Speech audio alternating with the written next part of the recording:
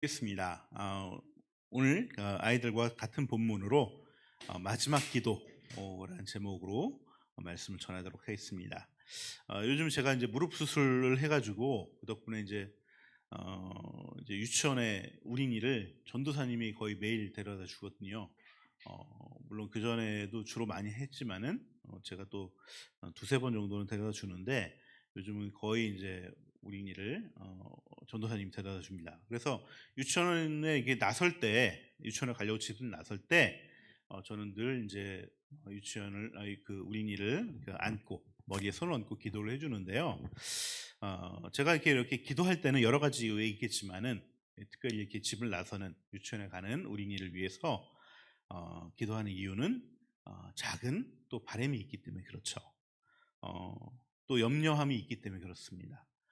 물론 우리가 뭐 유치원 가서 뭐 크게 무슨 크게 사고 날 일은 없고 또 엄청나게 또 좋은 일이 생기는 건 아니지만은 그럼에도 불구하고 기도하는 이유는 이 시기 가운데 어린이 유치원 시기 가운데 사실 매일매일 사실은 자라나는 작게 작게 자라나는 시기인데 그 시기 가운데 이 자라나면서 모든 것들을 다 이 아이가 잘 수용하고 배움으로 커갈 수 있기를 원하는 마음으로 이렇게 기도를 하는 것이죠.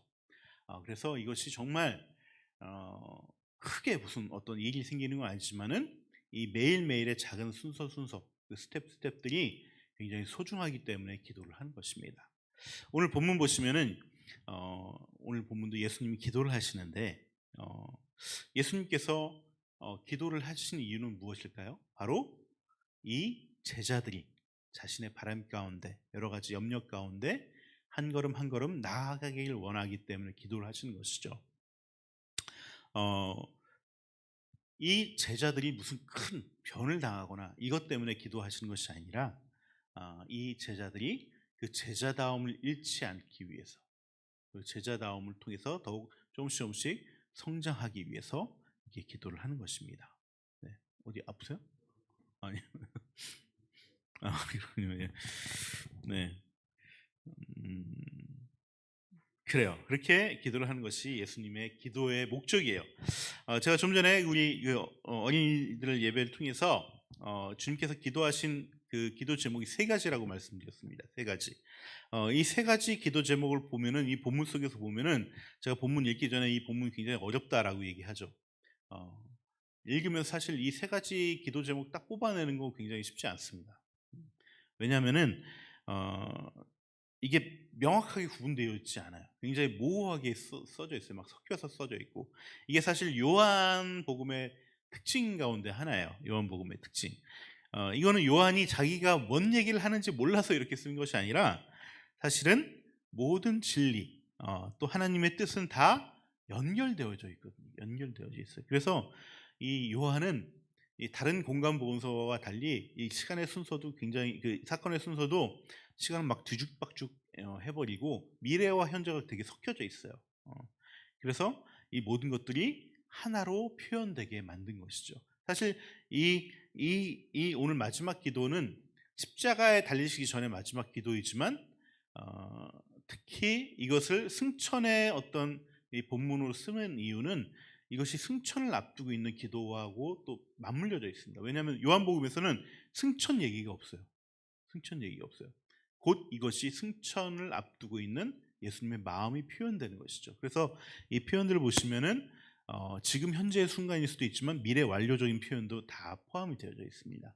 이 요한의 표현이에요. 우리가 성경을 볼 때요, 성경을 볼 때 굉장히 성경을 잘 이해하는 방법 중에 하나는 뭐냐면은 이 같은 얘기를 다른 곳에서는 어떻게 하고 있는가를 보면은 우리가 성경을 잘 이해할 수 있어요. 예를 들면은 이 마가복음이나 마태복음에서는 뭘 얘기하냐면은 주로 하나님 나라 얘기합니다. 하나님 나라. 근데 요한복음에 하나님 나라가 나오지 않아요. 어, 요한은 늘 뭘 얘기하냐면 내가 하나님 안에 있고 하나님 내 안에 있는 거. 하나님을 사랑하는 것. 이것에 굉장히 관심이 있고 이런 것으로 표현합니다. 하지만 이것이 결국 같은 거예요. 하나님 나라라는 것은 내가 하나님 안에 있고 하나님 내 안에 있는 것이 하나님의 나라라는 거예요. 바울은 이것을 하나님 나라라고도 얘기하지 않고 내가 하나님 안에 주님 안에 내가 있다고 얘기 안 하고 이것을 구원이라고 또 얘기를 합니다. 구원. 그러니까 구원이 우리가 언뜻 딱 들으면은 뭐 일반적으로 생각하는 것이 우리가 죽어서 가는 천국을 구원이라고 얘기하지만, 실제적으로 모든 성경을 통일적으로 통합적으로 보면은 내가 주님 안에 있고 주님 내 안에 있는 것이 바로 구원이고요. 하나님 나라 내 안에 임하는 것, 이런 것들이 다 구원이라고 얘기하는 것입니다. 그렇게 우리가 성경을 이해해야지 성경을 잘 이렇게 이해를 할 수가 있어요. 그래서 오늘 예수님이 기도하셨던 이 세 가지 기도 제목을 우리가 또 마찬가지예요. 이 세 가지로 나눠서 볼 수도 있지만은 또 하나로 통합해서 볼 수도 있어야 되는 거예요. 그래서 이 세 가지를 하나로 묶는다면은 무엇일까? 이 세 가지 기도 제목 하나로 묶는다면은 그것은 바로 우리가 하나 되게 해달라는 기도예요. 우리가 하나 되게 해달라는 기도. 예수님께서 마지막 기도로 하셨던 것이 바로 우리가 하나 되게 해달라는 것입니다. 그만큼 중요하다는 것이겠죠. 네, 여러분, 첫 번째 기도 제목은 아까 얘기한 대로 제자들을 지켜달라는 기도 제목이었습니다. 즉 보호하고 지켜달라는 건데, 이거는 어떤 신체적인 위협이나 이런 것도 지켜달라는 것이 아니에요. 결국 이 모든 제자들은 어떻게 됐죠? 마지막에 순교당했습니다. 신체적인 위협을 받고 결국 거기에 당해서 어떻게 보면 당한 것이죠. 물론 자기가 순교의 길로 걸어갔지만은 그렇게 악의 세력들의 그 무력에 의해서 처참하게 죽어간 것입니다. 예수님도 그렇게 십자가에 달리신 것이고요. 그렇기 때문에 이것을 막아달라는 것이 아닙니다.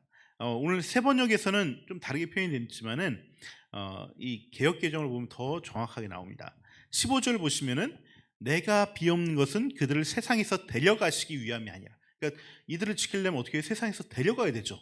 근데 그것이 목적이 아니고요, 다만 악에 빠지지 않게 보존하기 위함이다 라고 예수님께서 말씀하십니다. 이게 뭐냐면 악의 어떤 위협으로부터 지켜주는 것이 아니라 우리가 악에 빠지지 않게, 우리가 악한 자가 되지 않게 우리를 지켜달라고 하는 것이 우리를 지켜달라는 그 기도 제목이에요.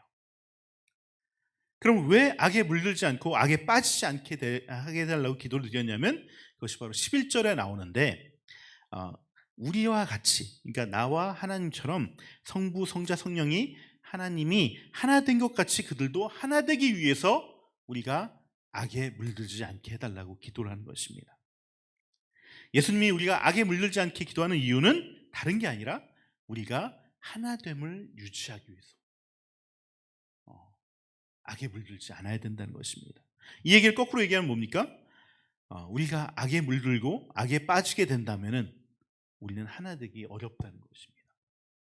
그래서 신앙의 공동체, 또 가정과 교회의 모임 가운데 이 교회가 하나가 된다는 것, 이 모임이 하나 된다는 것, 가정이 하나 된다는 것은 굉장히 중요한 것입니다. 우리가 하나 되지 못한다는 얘기는 결국 무슨 얘기예요? 내가 지금 악에 빠져 있다는 것을 얘기하는 것입니다. 아직도 우리나라 많은 어떤 신앙인들이 교회 안에서 이런 한 공동체를 이루고 하나 되어져 가는 것하고 내가 하나님과 하나 되는 것을 별개로 생각하는 경우가 굉장히 많습니다. 별개로 생각하는 게. 그래서 소위 요즘 뭐가 많아요? 가난한 성도들이 많은 거죠. 나는 하나님 믿고 하나님 안에 있어. 그런데 나는 교회는 안 나가. 하나 되면 싫어. 라고 하는 것이죠. 또 요즘 많아진 게 뭐냐면 교회 유목민들이 많아졌다고요. 유목민들. 이게 뭐냐면은 요즘 코로나 때문에 이제 대부분 교회들이 이제 이게 온라인으로 예배를 드리니까 자기 교회 온라인 예배를 안 드리는 거예요. 그러니까 집에서 다른 교회 예배를 드리고, 오늘은 여기, 오늘은 저기. 그러니까 신앙적으로 나는 어떤 교회에 적을 두고 있는데 예배는 이곳저곳 유목민처럼 떠돌아다니면서 예배를 드린다는 것이죠. 여러분, 이렇게 하는 이유는요, 그냥 자기 취향에 맞춰서 이런 말씀도 듣고 싶고 저런 말씀도 듣고 싶어서 듣는 거예요. 나는 요즘 좀 우울 모드야. 그러니까 좀 나를 재밌게 해주는 목사님 말씀을 좀 듣고 싶어. 그래서 그런 교회 말씀을 듣는다거나, 나는 지금 위로가 필요해.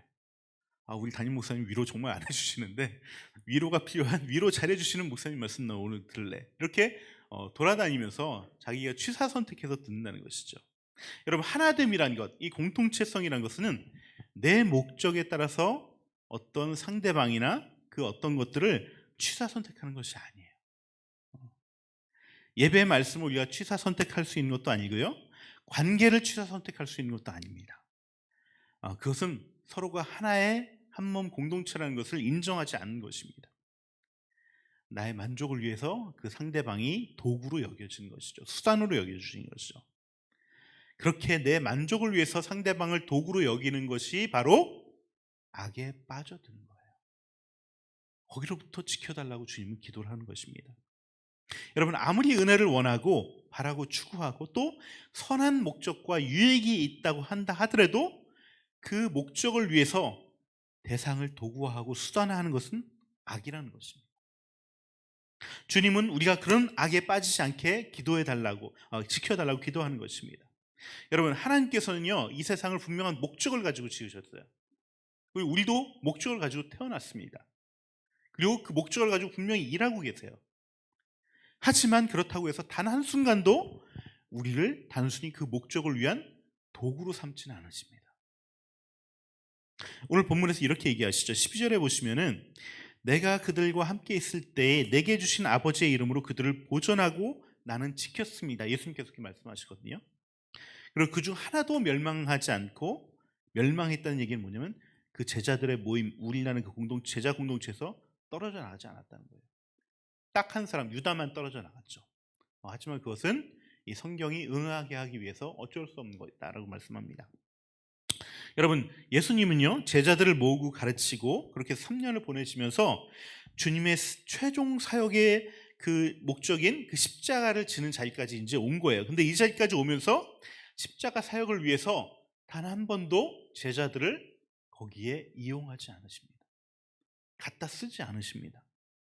내가 지금 인류의 죄를 갚기 위해서, 인류의 죄를 사하기 위해서 이 엄청난, 이 놀라운 일들, 이 위대한 일들을 하는데 너희들 무조건 참고 따르고 동참해야 돼 라고 얘기하지 않으십니다. 그런 적이 단 한 번도 없으셨어요.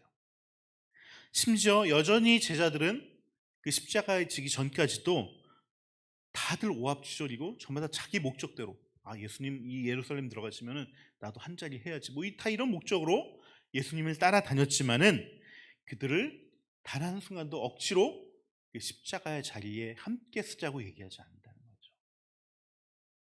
만약에 예수님이 야, 내가 십자가 지는데 너 지금 그렇게 할 수 있어? 지금 3년 동안 내가 가르친 게 있는데, 그러면서 억지로 십자가의 자리에 데려갔다면, 베드로가 분명히 배신할 것도 예상하셨지만은 그것까지도 막고 너 나랑 같이 있어. 야, 너 나를 부인해? 그러면서 베드로가 만약에 닭이 울기 전에, 닭이 울기 전에 3번 부인했을 때, 야, 베드로 너 나를 부인하는 걸 이렇게 큰 소리로 외치거나 이렇게 끌고 왔다면은 사실 남아있었던 제자들은 아무도 없었을 것입니다.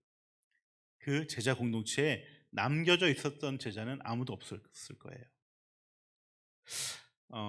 제가 이번 그 집에 있으면서 그 책들, 제가 옛날에 읽었던 책들 다시 한번 좀 보는 시간이 있었는데 20세기 최고의 자기계발서라는 책이 있습니다. 여러분들 한 번씩 다 들어봤을 거예요. 성공한 사람들의 7가지 법칙 들어보시죠. 네. 이거 꼭 읽으시기 바랍니다. 안 읽은 친구들은 꼭 읽으시기 바랍니다. 네. 이 책을 보면은 7가지 법칙을 얘기하는데 그 중에서 관계 법칙을 얘기하는 게 나와요. 관계 법칙 얘기하면 그 안에서 어떤 걸 얘기하면 꼭 해야 될 게 있는 게 뭐냐면, 우리가 무슨 일을 하잖아요. 일을 할 때 4가지 경우를 생각해 볼 수 있어요. 목적과 결과를 예상해 볼 수 있습니다. 이 일을 하는데 내가 저 사람과 이 일을 하는 데 있어서 이 일이 나도 승리하고 저 사람도 승리하면은 좋은 거예요. 그 일은 무조건 하는 겁니다. 근데 대부분의 경우가 그렇게 되는 경우가 많지 않습니다. 대부분의 경우는 내가 이익이 있고 저 사람은 손해본다던가, 아니면 저 사람만 이익을 보고 나는 손해본다던가, 아니면 둘 다 잘 안 되는 경우, 이런 경우들이 많죠. 그런 경우는 어떠한 경우로더라도, 그것이 아무리 좋고 중요하고 유익이 있다 하더라도 하지 말라는 거예요. 나만 승리하는 거 절대 하지 말라는 거예요. 왜냐하면 지금 당장은 나한테 좋을지 몰라도 결국 시간이 지나면 이것이 나한테 손해로 돌아올 것이 뻔하기 때문에 그걸 하지 말라고 얘기합니다. 근데 대부분의 사람들은 둘 다 유익인 경우 다 당연히 하겠지만은 내가 유익인 경우 저 사람은 손해가 되더라도 하려고 하는 경우들이 많아요. 눈앞에 이익 때문에. 안 되지만 그거는 결국 나한테 오히려 더 좋지 않게 된다는 것이죠. 여러분, 이것은 교회 공동체에서도 마찬가지고요, 가정에서도 마찬가지고, 부부 사이에서도 마찬가지고, 또 부모와 자녀 사이, 형제 자매들 사이에서도 마찬가지입니다. 당연히 사업과 직장에서도 마찬가지입니다. 서로에게 좋지 않으면 하지 말아야 됩니다. 서로에게 좋지 않으면. 나를 위한 일, 내 기분을 위한 일, 아무리 내가 속한 가정과 모임에 유익하고 내가 생각하기에 이게 옳다고 여겨도 이것 때문에 누군가가 힘들어하고 손해본다면 하지 말아야 돼요. 결국 나한테 손해. 결국 나한테 손해. 그래서 아무리 작은 관계에 있다 할지라도, 아무리 목적이 좋고 유익하다 할지라도, 이게 효율적이고 효능적이라 할지라도 서로가 승승하지 않는 일은 절대로 하지 말라는 것이 스티븐 코비의 얘기예요. 이거는 시간이 지나면 다 증명이 됩니다. 시간이 지나면. 우리는요, 누구나 다 자기의 권한과 자기의 권력을 넓혀나가고 싶어하는 그런 욕망들이 다 있어요. 그래서 이것은 어떠한 일을 하든지 어떤 관계 속에서든지 내가 더 주도적이 되고 싶어하고 내가 원하는 대로 하고 싶어하는 것들이 있습니다. 이게 그 사람의 능력이고 그 사람의 자질일 수 있어요. 하지만 그거대로 했을 때 서로가 승승하는 길이 아니면 하지 말라는 거예요. 그것에 나만 좋고 저 사람이 손해가 되는 일, 나는 좋은데 저 사람은 이것 때문에 굉장히 힘들어한다, 그러면은 그것은 결국 내가 악에 빠지는 길을 내가 자초하는 것이고 결국 하나 되지 못하게 한다는 것입니다. 그러면 우리가 이렇게 하나됨을 이루려면 어떻게 해야 될까? 어떻게 해야 될까? 그 방법이 바로 예수님께서 기도하신 세 번째 기도 제목입니다. 세 번째 기도 제목 17절 보시면은 이렇게 얘기하십니다. 그들을 진리로 거룩하게 하옵소서. 아버지의 말씀은 진리입니다. 이렇게 얘기합니다. 여러분, 성경에서요, 거룩한다는 말은 이제 많이들 알고 계시는데 구별된다는 게 거룩하다는 거예요. 구별된다는 거. 네. 그래서 우리가 구별된다는 것은 우리가 세상과 다른 모습, 확연히 다른 모습으로 되어져 간다는 거예요. 그러니까 우리가 구별되어져 간다는 것은 당연히 어떤 거죠? 우리가 세상과 다른 모습으로 하나 되어져 간다는 것입니다. 하나 되어져 간다는 것. 이 거룩해짐, 이 하나 되어짐을 위해서 반드시 필요한 것이 있는데 그게 바로 하나님의 말씀이라는 것이죠. 근데 이 단순히 말씀이 있다고 해서 우리가 거룩해지지 않습니다. 우리가 하나 되어지지 않습니다. 평생 하나님 섬기고 신앙 안에 있지만은 그 하나됨을 이루지 못하는 사람들이 너무나 많거든요. 자신의 삶 가운데서. 그런 사람들 보시면은 사실은 그 안에 말씀이 없는 경우가 굉장히 많아요. 여러분, 말씀은 늘 있습니다. 우리가 조금만 손만 뻗치면 성경책에 있고, 우리가 폰만 키면은 좋은 말씀을 해주시는 많은 목사님들이 계십니다. 우리는 분명히 말씀의 홍수 속에서 살아가요. 그런데 그 사람들을 보면 말씀이 없는 것처럼 살아가시는 분들이 너무나 많다는 거죠. 그 이유는 말씀이 내가 없어서 그런 건데, 말씀이 내 안에 없어서 그런 건데, 이것은 내가 말씀을 순종하지 않아서 그런 겁니다. 순종하지 않아서. 제가 좀 전에 그 신앙 유목민이라고 얘기를 드렸는데, 아무리 이 교회 저 교회 아무리 좋은 말씀, 아무리 뛰어난 설교자들의 말씀을 아무리 많이 들어도 그가 속한 공동체에서 하나됨을 이루지 못하고 그렇게 된다면 그는 결국 악에 빠져들게 되는 거예요. 그 이유는 아무리 좋은 말씀 들어도 그 말씀을 내가 감동받고 은혜 받는 것에서만 쓰이는 것이 내가 그 말씀을 순종하려는 데까지 가지 않아요. 여러분, 우리가 왜 공동체가 중요하냐면은 아무리 좋은 말씀도 내가 그 목사님과 관계가 없으면은 그 말씀 목사님한테 내가 은혜 받고 감동을 받아도 이 말씀이 나를 변화시키지 않아요. 왜냐하면 그 목사님과 내가 아무런 관계가 별로 없기 때문에 내가 순종하려는 그 끈이 약해집니다. 아무리 말씀이 변변치 않아도 그 목사님과 내가 관계가 있으면은 그 말씀 작은 거 하나라도 내가 지키려고 노력을 하게 되는 것이죠. 부모 자식 간에도 마찬가지예요. 부모 자식의 관계가 잘 돼 있으면은 작은 얘기 하나더라도 자식은 그 말씀을 부모의 말에 따르려고 노력을 하는 것이죠. 근데 그것이 없이 그냥 아무리 좋은 얘기, 아무리 맞는 얘기 아무리 해도 관계가 제대로 돼 있지 않으면 그걸 따르지 않습니다. 인간은 그렇게 돼 있어요. 그렇기 때문에 그 공동체가 결국 말씀을 내 안에 더 적용시키게 만들고 더 말씀을 순종하게 만들고 그것이 또 내가 더 공동체 안에 더 하나 되게 만든다는 것입니다. 여러분 순종이라는 것은 순간적인 동기부여가 아닙니다. 지속적인 적용과 실천이에요. 순종은 한 번 내가 했다고 해서 순종이 아닙니다. 내가 한 번 해서 한 번조차 못했을지라도 내가 다시 한 번 하려고 하는 것이 순종이에요. 그 말씀을 늘 붙잡고 그 말씀대로 살려고 애쓰는 것이 순종이에요. 주일에 들었던 말씀을 듣고 말씀에 새기고 일주일 동안 그 말씀을 잊지 않으려고 노력하는 것, 그리고 내 삶에 적용시키려고 애쓰는 것이 바로 순종이라는 것입니다. 여러분, 예수님조차 이 아버지 말씀을 지키려고 굉장히 애를 쓰셨습니다. 19절 보시면 이렇게 얘기하시죠. 또 그들을 위하여 내가 나를 거룩하게 하오니, 이 제자들을 위해서 내가 나를 거룩하게 한다고 하셨어요. 이 거룩하게 한다는 건 뭐죠? 내가 아버지 말씀에 순종해서 십자가를 지겠다는 거예요. 이것이 거룩해지는 것입니다. 예수님에게. 이 제자들도 나를 따르게 하기 위해서는 내가 하나님 말씀에 순종하는 것이죠. 그 이유 때문에 내가 끝까지 이 말씀을 순종하려고 노력하신다고 예수님도 말씀하셨다는 것입니다. 근데 이렇게 말씀에 순종하는 것이 사실은 또 굉장히 쉽지는 않습니다. 쉽지 않아요. 모두 다 말씀에 순종해야 된다고 생각하고 있고 알고는 있지만은 잘 못하는 이유는요, 내가 하나님께 속하여져 있다는 것을 잊어버릴 때가 많기 때문에 그렇습니다. 오늘 본문을 쭉 살펴보시면은 예수님께서 계속해서 반복해서 하시는 말씀이 있습니다. 뭐냐면 내가 지금 아버지께로 가는 중입니다. 나는 아버지 것입니다.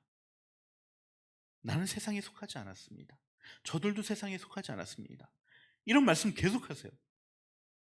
그 이유는 뭐냐면은 내가 어디에 속했는지를 예수님은 늘 생각하고 계시다는 거예요. 내가 누구인지, 나는 아버지의 아들이다. 나는 하나님의 아들이다. 하나님의 자녀이다. 라는 것을 늘 잊지 않고 생각했다는 거예요.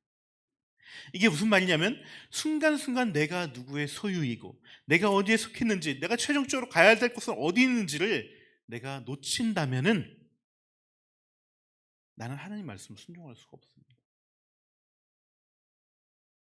우리도 마찬가지예요.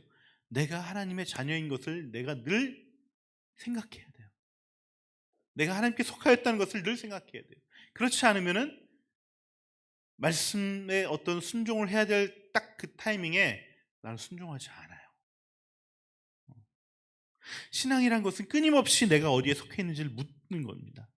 내 주인이 누구인지 묻는 것이고 주님께 가는 길을 멈추지 않는 거예요. 내가 죽으면 결국 어디로 가야 될 것을 늘 생각하고 있어야 돼요. 자신이 어디에 속해 있는지 모르는 사람들은 늘 방황할 수밖에 없습니다. 제가 예전에도 예화는 아니고 이 비유를 잠깐 들었었는데요. 요한 모리츠라는 사람이 있습니다. 이 농부였는데 이분이 2차 세계대전 때 독일군에게 체포가 됩니다. 그리고는 넌 유대인이야. 그러면서 아우슈비츠 수용소로 감금당하게 되죠. 끌려가게 됩니다. 근데 거기서 우연하게 이 사람을 딱 살펴보던 어떤 독일 인류학자가 있었어요. 근데 딱 보니까 당신은 이 골상학적으로 뭐 보나 순종 게르만족이다. 진짜 넌 게르만족이야 라고 얘기를 해줍니다. 뜻밖의 소리 들은 것이죠. 이렇게 판정을 받고 나자 이 사람은 어떻게 됐냐면 바로 수용소에서 나오게 됩니다. 그리고 모든 집회들마다 다 불려당하게 되는 것이죠. 그러면서 이 사람이 게르만 민족의 아이콘이 막 돼버렸어요. 어디 집회 나갈 때마다 우리 민족의 우수성을 보일 때마다 딱 이 사람을 앞에 세우고 얘기를 하는 것이죠. 결국 이 모리츠는 이 나치에 의해서 정말 그 게르만의 순종으로 대접받으면서 이게 아주 그냥 잘 나가게 되었습니다. 잘 나가게 되었습니다. 그러다 이제 독일이 패전하면서 연합군에 다시 포로가 됩니다. 포로가 되고 났는데 여전히 그 출생 서류를 보면은 이 사람은 유태인이에요. 그리고 저쪽 서류에서는 그 이후의 서류를 보면은 이 사람은 게르만 쪽 순수 혈통이에요. 네. 그래가지고 이제 연합군에 이제 포로가 돼서 연합군에서 이제 전범이죠. 이 사람이 전범이 되는 거죠. 이 모든 집회들마다 불려다니면서 사람들 독려하고 이런 데 쓰임을 받았으니까 질문을 받습니다. 넌 누구냐? 라는 질문을 받는 것이죠. 근데 이 모리츠는 자기가 한마디도 대답할 수가 없었어요. 그 스스로도 내가 누군지 모르니까. 여러분, 이 모리츠라는 사람은 실제 인물은 아닙니다. 실제 인물은 아니고 게오르그라는 그 소설가가 쓴 25시라는 소설이 있거든요. 그 소설의 주인공이에요. 그 소설의 주인공. 이 소설은요, 2차 대전 이후에 유럽이 굉장히 극심한 혼돈에 빠졌어요. 왜냐하면 그 전까지는 인류가 뭐든지 할 수 있다. 그리고 이 과학 진보는 우리를 평화롭게 만들어 줄 것이고 우리를 뛰어나게 만들어 주시고 세계의 평화를 이루어 줄 것이라고 믿었던 모든 유럽의 사람들이 2차 대전, 1차 대전, 2차 대전을 겪고 나서 극심한 인간에 대한 혐오를 느끼게 되고 내가 도대체 인간이란 누구인가? 라는 것의 그 질문 속에서 굉장히 방황했던 시기들이 있습니다. 그 상실의 시대를 살아가는 어떤 상징적인 사람으로 이 모리츠라는 어떤 주인공을 세워서 쓴 소설이에요. 25시는. 여러분, 우리도 마찬가지예요. 우리가 어디에 속해 있는지 늘 우리는 수시로 물어봐야 돼요. 우리는 이 세상 속에 살고 있기 때문에. 하지만 우리는 하나님의 백성이고 하나님 자녀예요. 이것을 내가 까먹고 있거나 내가 스스로 매일 물어보지 않으면, 순간순간마다 물어보지 않으면은 우리는 주님의 공동체도 아니고 세상도 아니고 그런 제3시대에서 살아가는 그런 어디에도 속하지 않는 그냥 존재하지 않는 25시에 살아가는 그렇게 방황하는 사람으로 살아갈 수밖에 없다는 것입니다. 여러분, 말씀에 순종한다는 것은 우리가 거룩한 자, 하나님의 하나됨을 이루는 자로 살아간다는 거예요. 하지만 이 말씀에 대한 순종은 그냥 이루어지지 않습니다. 말씀에 대한 순종은 그 결단을 할 때마다 내가 순종해야 될지 말아야 될지 결단할 때마다 내가 누구인지를 물어봐야 돼요. 난 누구일까? 내가 여기서 순종하지 않으면은 나는 하나님의 자녀로 살기를 원치 않는구나. 내가 하나님의 자녀인 것을 내가 잊어버리고 있구나. 라고 자꾸 혼돈 가운데 그 속에서 말씀을 놓치게 된다는 것입니다. 여러분, 내가 말씀에 순종하지 못할 때 나는 누구의 소유인지, 내가 궁극적으로 갈 곳은 어딘지 물어보는 저와 여러분이 됐으면 좋겠습니다. 지금 이 상황에서 내 주인은 누구, 내 왕은 누구인지, 나는 어디에 속해 있고 그 상대방은 또한 어디에 누구의 사람인지를 물어보시기 바랍니다. 그때 우리는 말씀에 순종할 수 있습니다. 내가 거룩해질 수 있습니다. 내가 자기중심이라는 그런 악에 물들지 않고 하나됨을 이루어갈 수 있습니다. 이것이 바로 주님께서 마지막 기도, 승천하시면서 우리들을 위해서 하셨던 기도예요. 그만큼 중요하다는 얘기입니다. 여러분들 이번 주 이 말씀을 붙잡으시고 내가 흔들 때마다 난 누구인가 자꾸 물어보시기 바랍니다. 난 어디에 속한 사람인가 자꾸 물어보시기 바랍니다. 그 질문이 여러분들을 말씀에 순종하게 할 것이고